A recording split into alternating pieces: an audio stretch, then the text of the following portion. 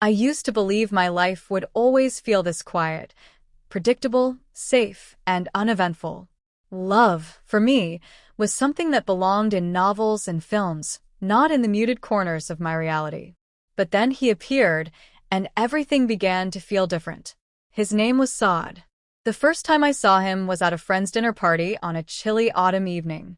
The room was full of laughter and chatter, but he stood out instantly, tall, composed, with an easy charm that seemed to draw people in without effort.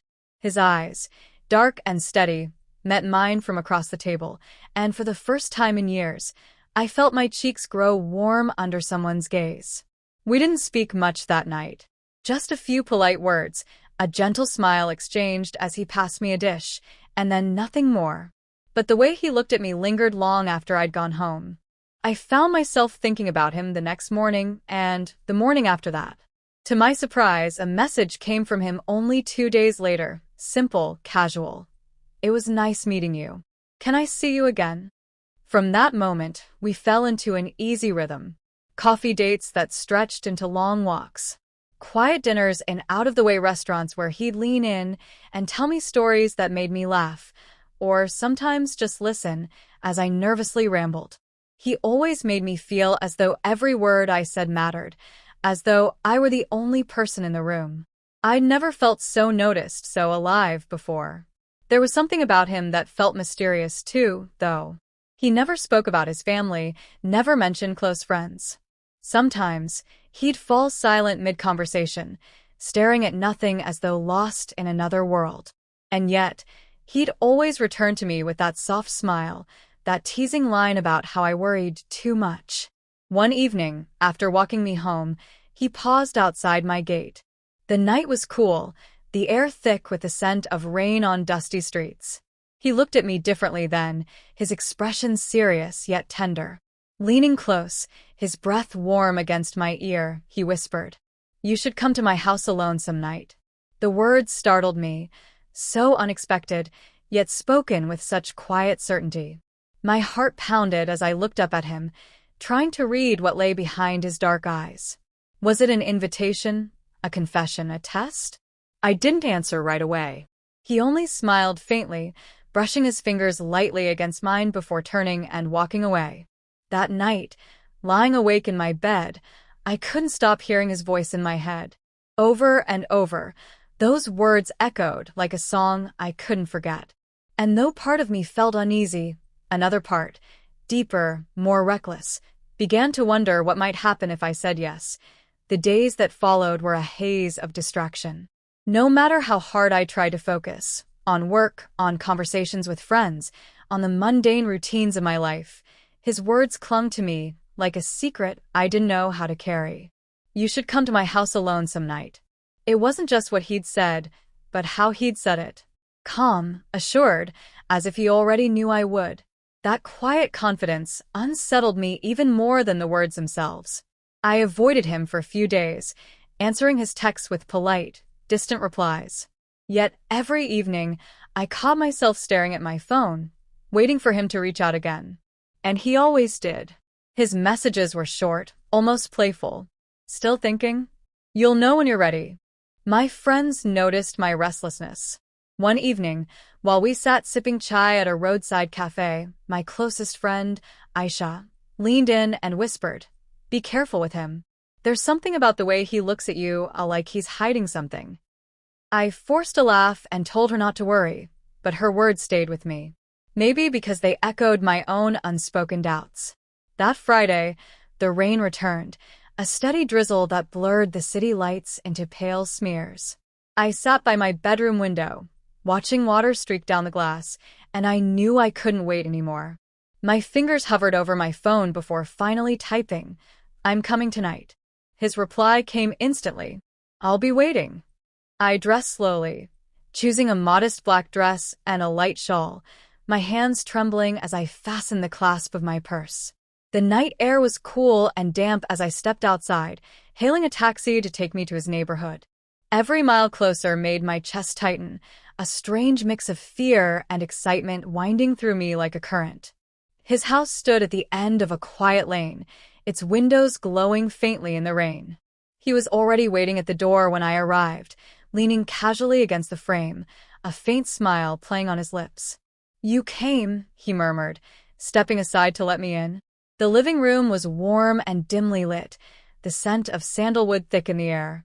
He poured me a glass of red wine, gesturing for me to sit on the plush sofa as soft music played in the background.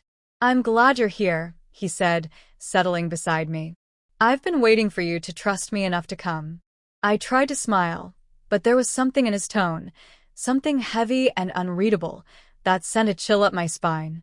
And when his phone buzzed loudly on the table, breaking the quiet hum of music, I noticed the faintest flicker of irritation cross his face before he picked it up. He rose, murmuring, "Excuse me just a moment." And as he stepped into the next room, I couldn't help but wonder who, or what, was waiting on the other end of that call. The moment the door clicked shut behind him, the warmth of the room seemed to fade. The soft music playing from the corner speaker now sounded hollow, distant, as though it belonged to someone else's evening, someone else's story. I sat frozen on the sofa, the glass of wine still untouched in my hand. Through the thin wall, I could faintly make out his voice. At first it was low, measured, but then it grew sharper, clipped. My heart began to pound. I told myself I had no reason to listen, that it was none of my business whoever he was speaking to. But something in my chest, something primal, protective, urged me to move.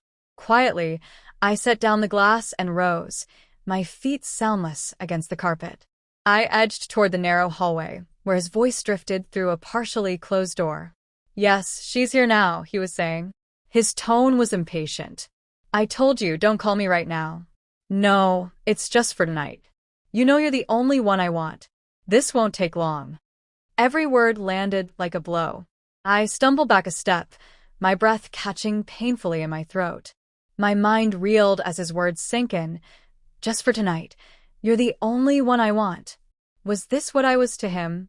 Just someone to fill the silence until he could return to whoever he truly cared for?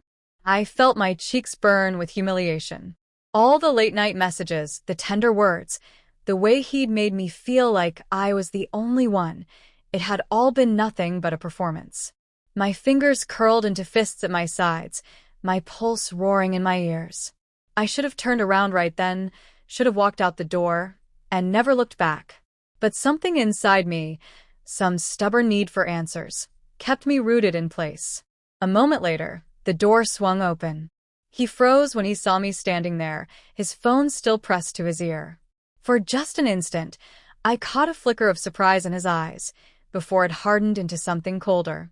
He ended the call with a sharp word and slipped the phone into his pocket, composing himself with practiced ease. "You shouldn't be eavesdropping," he said lightly, though there was no warmth in his voice now. I swallowed hard, my voice shaking. "Who was that?" He regarded me for a long moment, then let out a soft, bitter laugh. "Does it matter? You knew what this was." His words stung like salt in an open wound. "You were never the one," he added, almost carelessly, as though saying it to himself. For a long moment, I could only stare at him, my chest tight with anger and heartbreak, my eyes burning with tears I refused to let fall. Then, without another word, I turned, grabbed my shawl from the arm of the sofa, and walked toward the door.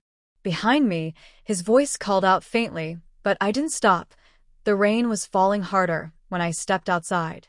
I pulled my shawl tightly around my shoulders, feeling the cold seep through the thin fabric. The street was empty, silent except for the hiss of tires on wet asphalt and the occasional flash of headlights cutting through the mist.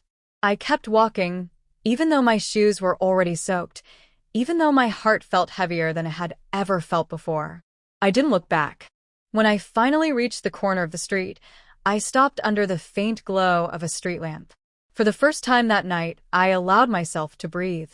My hands trembled as I wiped at my cheeks, surprised to find them wet, though whether from the rain or my own tears, I couldn't quite tell. For a long time, I just stood there, letting the quiet wrap around me. I thought of the woman he'd spoken to on the phone, of the way his voice had softened when he said, "You're the only one I want." And then I thought of the way he'd looked at me all these weeks, how easily he'd made me believe I mattered. It would have been easy to hate him. Easier still to hate myself for letting him into my heart so completely. But as the rain washed over me, something inside shifted, just slightly. I realized I didn't regret loving him. Not really, because loving him had reminded me what it meant to feel, to hope, to believe I deserved something more than just the quiet, predictable life I'd settled for. Even now, his words still echoed in my mind. You should come to my house alone some night. I almost laughed at the memory, bitter, but not broken. Over the next few weeks, the pain ebbed and flowed like the tide. There were nights I lay awake, staring at the ceiling, replaying everything over and over, wondering what I'd done wrong. And there were mornings I woke up with a strange calm in my chest, grateful simply to have walked away. Slowly, I began to rebuild. I started saying yes to invitations I used to turn down. I spent long afternoons in bookstores, letting myself get lost in stories that reminded me there was still beauty in the world. I even signed up for an art class, something I'd always wanted to try, but never dared. And through it all, I kept reminding myself, I deserved more. Even now, weeks later, I sometimes catch myself thinking of him, his smile, his warmth, the way he made me feel seen. But when I do, I remind myself of the truth. I was never the one. And yet, walking away that night was the bravest thing I'd ever done. I may have left his house alone, but I was no longer the same woman who'd walked in.